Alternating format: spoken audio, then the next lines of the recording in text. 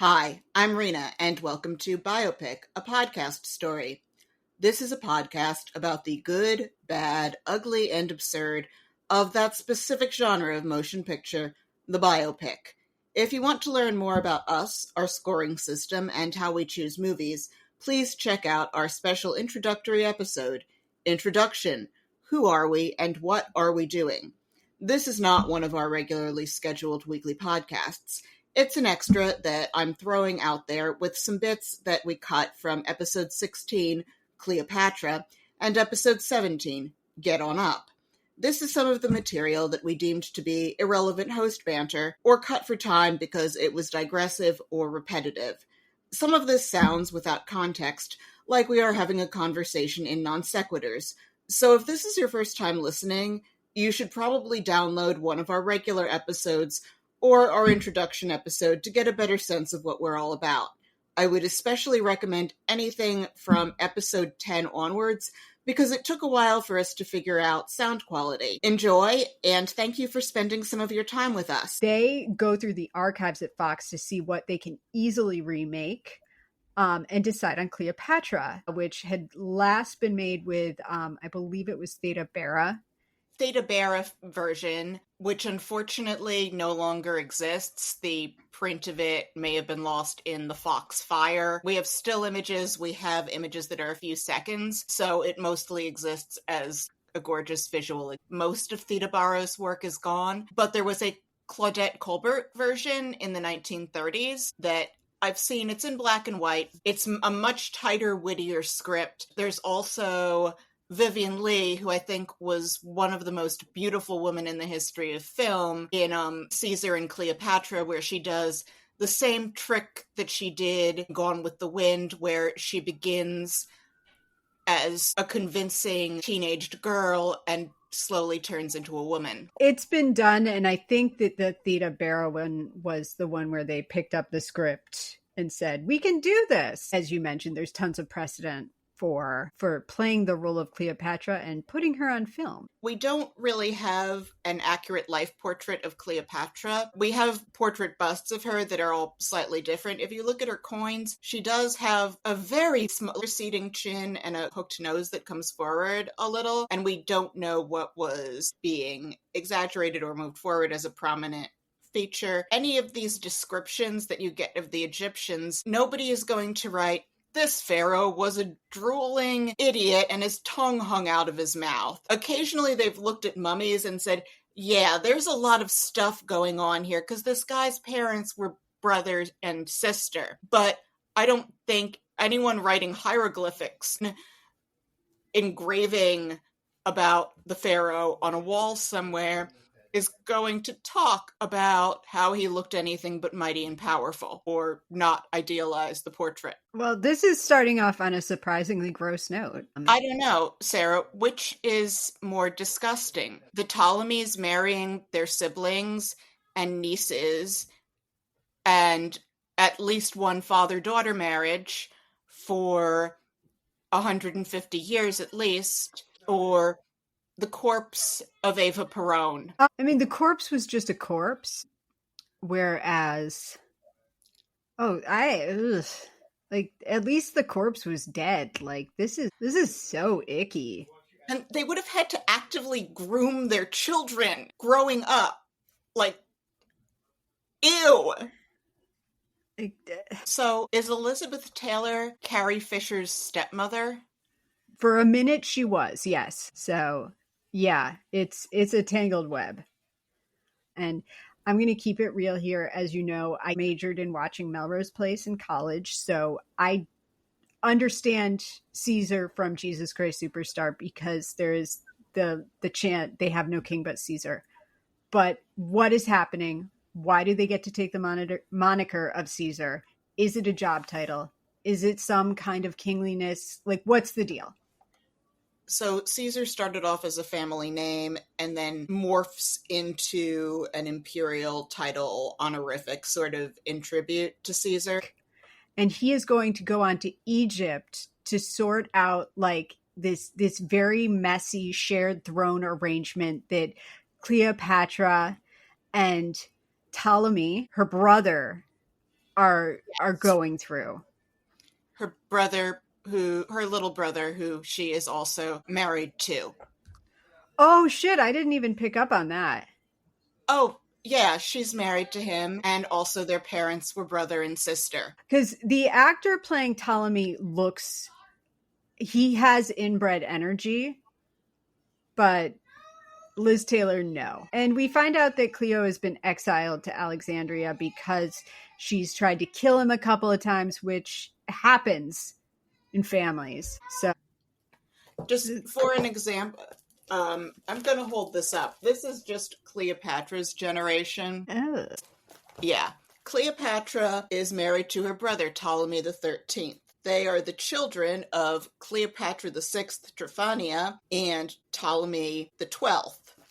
Ptolemy the 12th is the child of Cleopatra the 4th and Ptolemy the 9th. Cleopatra the 6th is the child of Ptolemy the 10th and Cleopatra the 5th. They would often name all their sons Ptolemy and all their daughters Cleopatra, which makes it even more confusing. Yeah, I would say that's your first problem. Yeah, that's why there's like 13 Ptolemy. No, there's a total of 15 Ptolemies. Ptolemy the 9th marries his sister Cleopatra Selene, who also marries Ptolemy the 10th. I don't know how that works. They are children of Cleopatra the 3rd and her uncle, Ptolemy the 8th. Ptolemy the 8th is also married to Cleopatra the 3rd's mother, Cleopatra the 2nd, who he is her brother, and she was previously married to his other brother, Ptolemy the 6th, with whom she had Cleopatra the 3rd. Is this getting any clearer? Oh, absolutely not. You just said a bunch of stuff to me, and none of it is settling in my brain, because it's all like people with the same names and their mothers and brothers and siblings and married to each other. And so there was a woman who married one of her brothers, had kids with him, then married another of her brothers, had kids with him. He takes a liking to her daughter by his dead brother, so he marries her too. So mom and the daughter are now both married to the same guy who is their brother/uncle. Somewhere in here, I found a father who married his daughter. Ew. This is gross.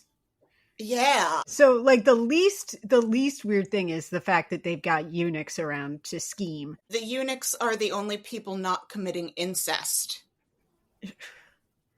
There's a lot of sort of like trafficking formalities is how I would describe it. Where are we in relation to Caligula? Because a lot of this looks like Caligula. We are about 75 years away from Caligula. So Octavian, who later becomes Augustus, is, I think, great-grandfather. Caligula is a Julio-Claudian, and that is the family of, because Octavian is Julius Caesar's nephew. I will look this up, actually. And I should have known this off the top of my head. Julio-Claudian family. Wow, this is confusing. Yeah. So Caligula is like a great-grandson of one of the characters on here. Okay. The actress who plays the serving girl was portrayed in a cameo in The Crown because she was one of Princess Margaret's future husband's girlfriends, who he may or may not have cheated on Margaret with early in the relationship. That's wild. Yeah. So was this movie shot in sequence or out of order? It was shot some in sequence, but some also out of order. Like there's some aspects of this film were shot in sequence, but then things like that opening scene that they had to do after they finished the film, they shot her death out of sequence. It seems like they tried to kind of be sequential with the making of this movie, but some things weren't able to fall in that way. he wasn't Archie Bunker yet. This is only 6 years before All in the Family. He's probably like 25 here too. Like, I think he was really young, playing Archie Bunker.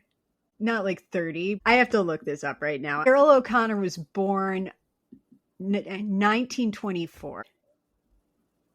That makes him a little under 40 here. So that makes him 46 when he was playing Archie Bunker. Well, I guess that generation did marry younger and age faster and not young. So it's believable that Archie Bunker could be 50 or so and have a married daughter. Oh yeah. It just seemed like he was very old. It seemed like everyone was old in a different way. I think I might have information from this Vanity Fair article with some figures on the graft that people were taking. At one point, Richard Burton's brother showed up and beat the shit out of him for having the affair. Yeah, that sounds about right. That sounds absolutely right. Damn, this was a long Vanity Fair article. Wow. So after taking all that time, I'm not going to find the figures on the graft that I thought were in this article. I'm so sorry, Sarah. Let's get back to script. You can read this as cowardice or as knowing how to delegate. I opt for the latter. He does reward Agrippa by making Agrippa one of the several son-in-laws that he had with his daughter Julia, who's his only known, surviving natural child. First, he married Julia to her first cousin, his sister Octavia's son, by someone who I don't think was Mark Antony. Then he married her to Agrippa, and when Agrippa dies, he marries her to his stepson Tiberius, and they do not get along. So things are just off the rails in a way that you don't get to see any. Back in the film, after they hook up and decide that they've both been in love with each other forever, I guess, he's using her bath. There are so many baths in this film. People are always taking baths. And he's super into how she got sponges, and he's all, I want some of these. And they look like drugstore sponges with gold handles glued on top of them. Sponge diving has been a thing for a really long time.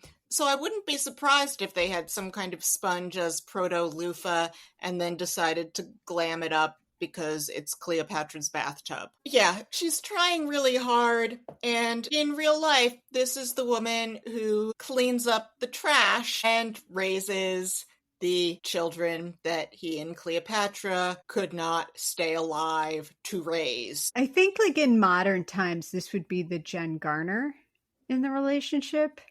If Ben Affleck is Mark Antony and J-Lo is Cleopatra. Did Ben Affleck and J-Lo have children that Jennifer Garner wound up raising?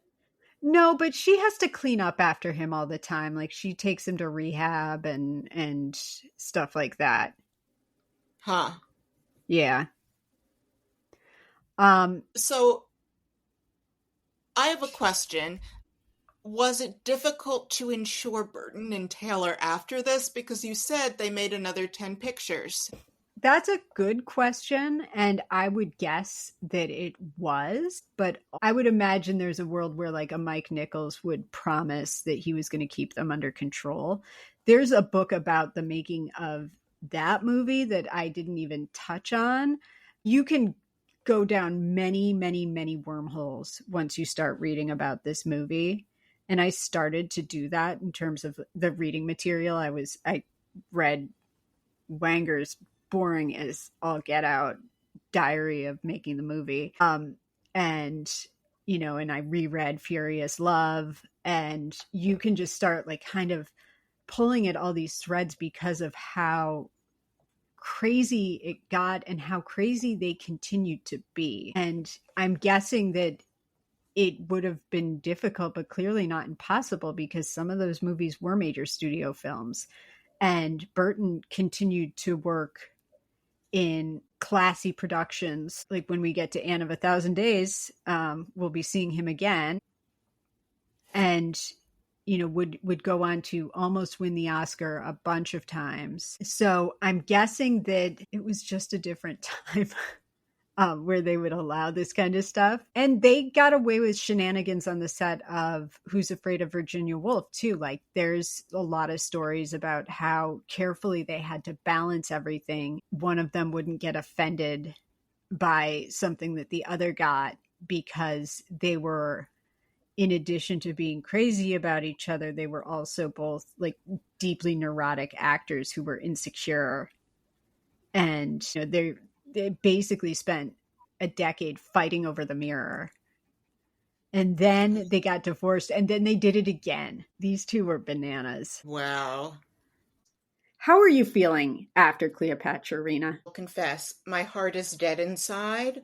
I want to keep doing this podcast, but I've reached a point where I feel so flattened from Cleopatra because, I got books out of the library that weren't available as ebooks, which involved 2 special trips to places.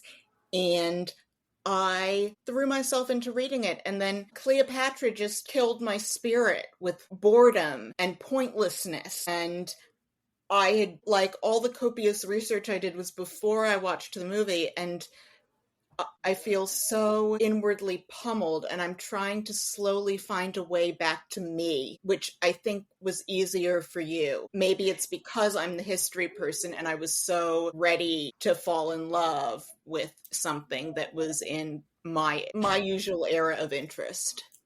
Yeah, and for me, it was absolutely my sweet spot because it was a train wreck. But I will say that the amount of work that I did was exhausting, and I'm tired from it still. I'm still like, oh my God, I had to read books. I'll get past it though, but I'm super fired up to talk about this film in a way that surprises me. Yes, I highly recommend A History of Rock Music in 500 Songs, which is by Andrew Hickey. It was one of my inspirations behind this, and the 2 episodes that I mentioned are about James Brown, but every song that he does is good, and he's the reason we have the trigger warning, and also the reason that we went with the explicit rating, because it just annoys me every time that he says, I can't say this word without losing my clean rating, and I'm like, dude, it's rock and roll. Yeah.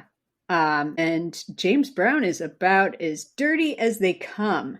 Also, do we make him our patron saint? Do we put him on candles or anything like that because of his inspiration for our podcast?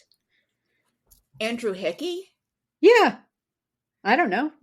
No, I don't know what he looks like. And I had other inspirations. Like, if we're gonna make shrines to Andrew Hickey, then we also need to make shrines to the hosts of How Did This Get Made? And We Hate Movies and Pontifacts and a bunch of other ones that are like history and comedy and film that I mishmashed bits of together that I've loved since becoming an early adapter on podcasts sometime in the mid-aughts. Did I forget to tell you about the shrine I have to Jason Mantzoukas in my bathroom, where I burn candles to him? And, I have a lock of his hair. I don't know how I got it, but I got it. And I just talk to it and encourage him to make his way to me. Is that weird? Sarah, how did you get a lock of Jason Mantzoukas' hair? I'm being deeply sarcastic right now. I do not have. Do you have a shrine to Jason Mantzoukas? No, I don't.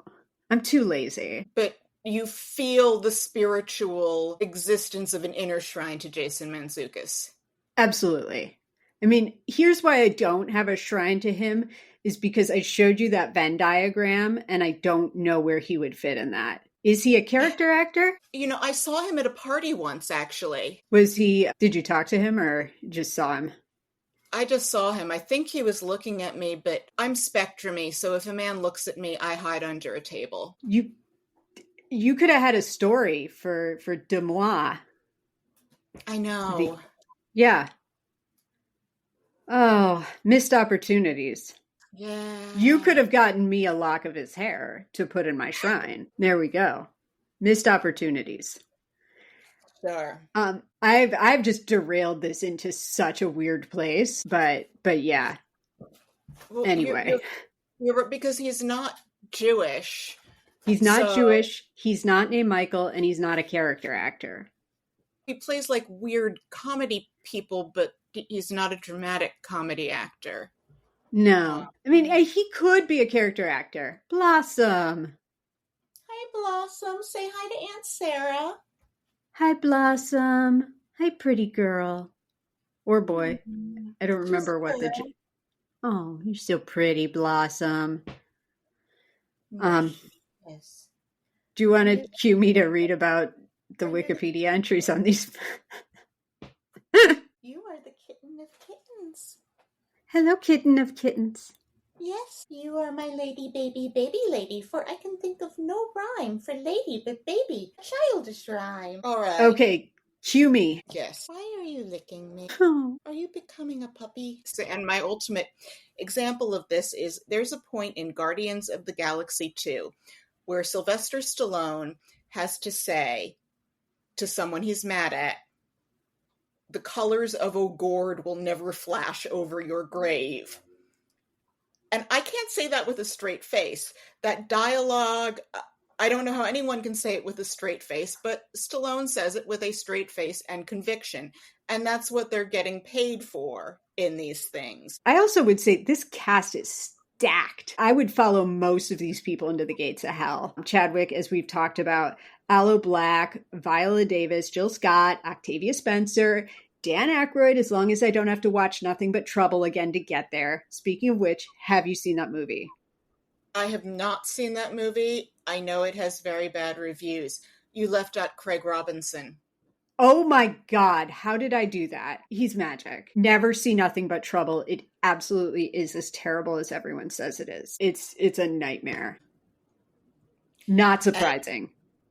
And one of the things we mentioned going into this was, are we going to see anyone who we've seen played in other films? So we didn't see anyone who we've seen yet. We did see those 4 uncredited actors as the Beach Boys off to a side in a room, and we will see the Beach Boys played again when we get to Love and Mercy. I'm guessing they didn't get Paul Dano for this movie? No. Interesting, because in Keith Richards' book, Life, he talks about how freaked out they were to follow James Brown. One of the things that A History of Rock Music in 500 Songs talks about when they're talking about the Grand Ole Opry, but also when they're talking about Jimi Hendrix in the Hey Joe episode, they talk about how a bunch of Hendrix's tricks, like playing the guitar behind his back or with his teeth, were things that you might see any month on the Chitlin circuit, but white people had never seen this done before, so they thought Hendrix was doing something that had never been done before. But it was all stuff where people in the Black and the country music audiences who had very little money to spend when they came in, if you gave a bad performance, like people used to bring vegetables to the Apollo to throw at the stage, but if you give them more than their money's worth, they'll follow you forever. The Apollo is brutal. I went there once to see TV on the radio, but I've never been to like what you'd call a regular Apollo show. I have not been there. I have watched Showtime at the Apollo on many occasions. And that's a tough crowd. I'm scared of them when I watch the show. That is not a supportive audience. One thing I've always wanted to do is someone told me once that it's fun to go watch the Oscar season movies in Harlem, because when people yell at the screen, they'll like yell, "Eat a sandwich" at Nicole Kidman. Did you ever go to the Court Street 12? You must have. Yeah. Like watching a movie there, I missed that place. That was the best experience in the world, because there was always yelling at the screen there. I went to see The Great Gatsby, the Baz Luhrmann one, and people were yelling at the screen during that. It was amazing. Yelling at the screen is fun. Everybody should do it. But I don't know. I think we wouldn't be very good at it. No, but I love watching other people do it. I love being entertained by it.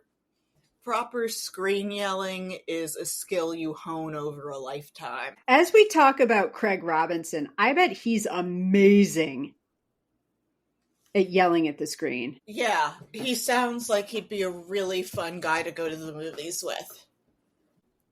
So we cut to 1949, and James is busted stealing a suit out of a car. And he goes to jail for this after he is captured by the cops. It is a high-speed pursuit. And while in jail, James meets Bobby Bird, who is super straight-laced preacher's kid.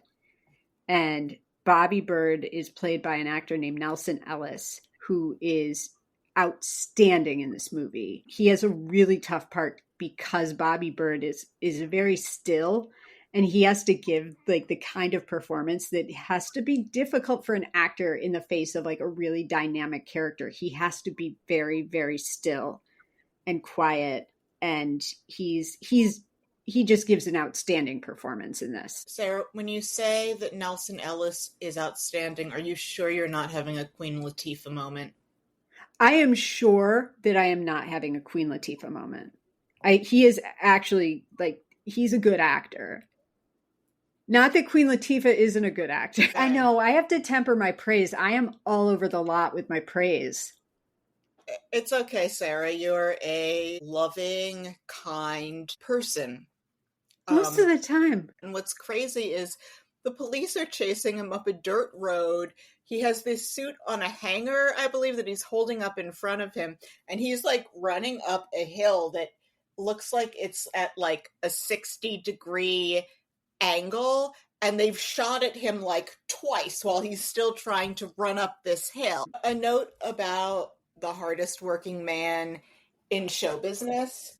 I learned this again from A History of Rock Music in 500 Songs. That was originally a moniker for Little Richard. And there was one point where Little Richard had a tour to do, but he'd also reached a point where he could make more money doing something different. So since people didn't necessarily know what Little Richard looked like, they hired James Brown to finish Little Richard's shows and pretend to be Little Richard. So that was how James Brown started getting announced as the hardest working man in show business. Cool. Great story. I hate it here sometimes. So in real life, Little Richard, there's some amazing stories out there about him. There's one that Dave Grohl has about meeting him and how badly he wanted to meet him. And, you know, he just seemed like a really, like a delightful human being. When are we going to get our Little Richard biopic? I don't know. Who do you think could play him? It's not going to be me, as I mentioned. I don't think they're going to call me. And I don't know who could play him, honestly. I have no idea. Yeah, I don't know who plays that part. There's also a story about Little Richard that he was stuck in a record contract. So it's unclear whether Little Richard found God and used it as a way of getting out of his record contract, but he claimed he'd had a spiritual conversion and could no longer play rock and roll music and could only play gospel. So later he went on a tour where nobody wanted to hear him playing gospel, and then finally he just couldn't let Sam Cooke upstage him and started playing rock. He just seems amazing. You should listen to the History of Rock Music in 500 Songs episodes about him. Yeah, I don't know what the workaround is, but I think that this film, he's not a likable dude. Like, there's not enough time in this movie. You would have to do like a full-on like 12-part miniseries in order to show the chaos that existed in this man's life in terms of the political views and the crime and the drugs and the abuse and just like the wild swings that happened throughout his life, both personally and professionally. Yeah, we see guns and angel dust. We don't see, for example, the chumminess with Strom Thurmond. Yeah, which what? You know? Yeah.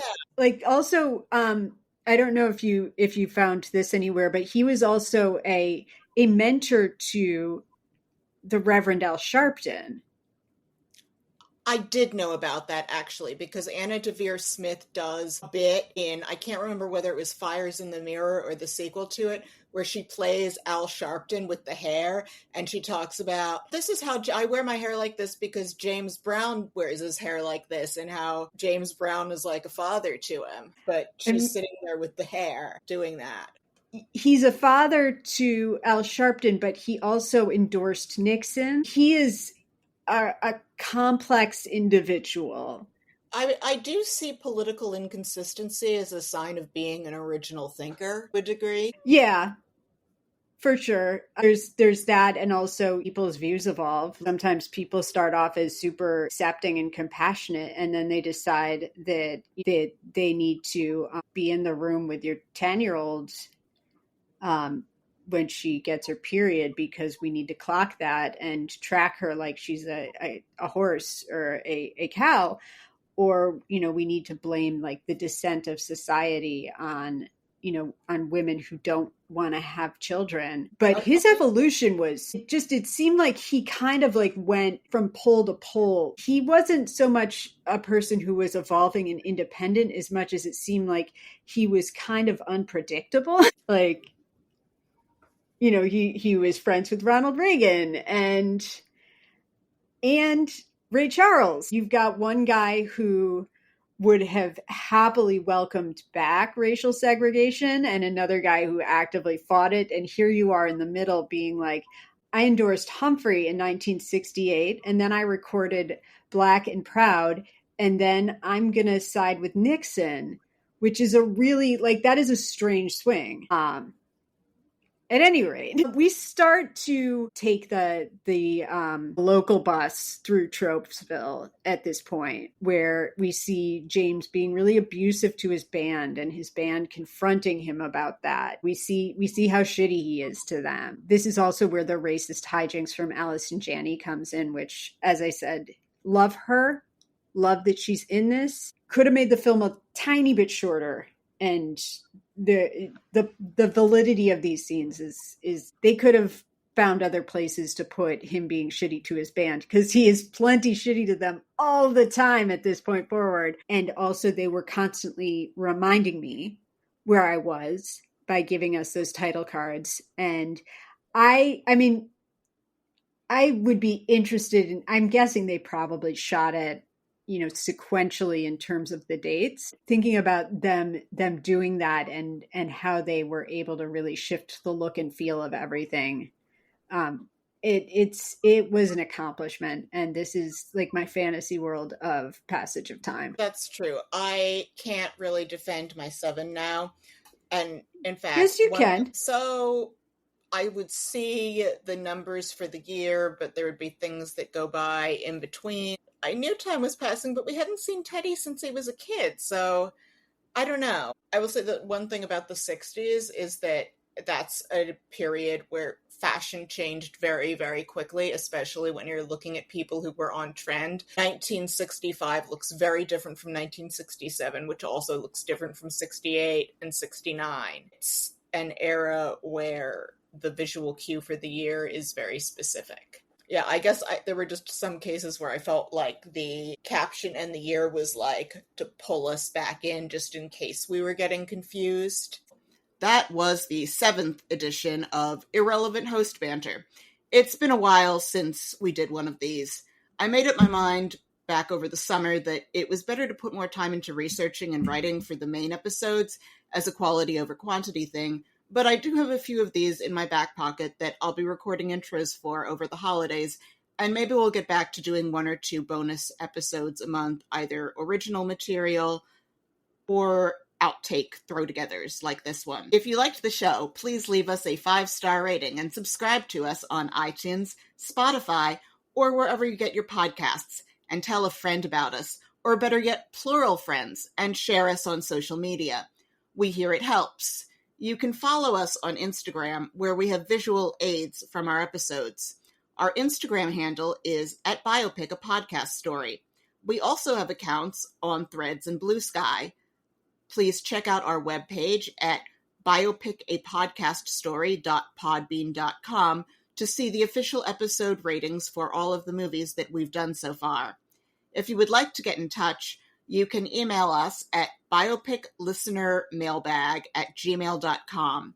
Have an excellent week or weekend whenever you're listening to us, and we hope that you'll listen in again when our regular episode drops on Tuesday.